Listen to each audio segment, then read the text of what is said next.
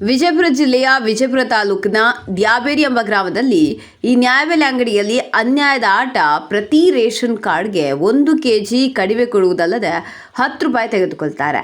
ಈ ನ್ಯಾಯಬೆಲೆ ಅಂಗಡಿಯವರು ಅಧಿಕಾರಿಗಳಿಗೆ ಪಾಲು ಎಷ್ಟು, ಲಂಚ್ ಎಂಬ ಸಾಮ್ರಾಜ್ಯದಲ್ಲಿ ಮುಳುಗಿದ್ದಾರಾ ಹೇಗೆ? ಅಧಿಕಾರಿಗಳೇ ತಕ್ಕಡಿಯಲ್ಲಿ ಮೋಸ, ಜನರ ಜೇಬಿಗೆ ಕತ್ರಿ. ಹಾಗಾದ್ರೆ ಅಧಿಕಾರಿಗಳೇ ಮೌನ ಏಕೆ? ಹೆಸರಿಗೆ ಮಾತ್ರ ನ್ಯಾಯಬೆಲೆ ಅಂಗಡಿ, ಮಾಡುವುದೆಲ್ಲ ಅನ್ಯಾಯ. ಇದರಲ್ಲಿ ನಿಮ್ಮ ಪಾಲೆಷ್ಟು?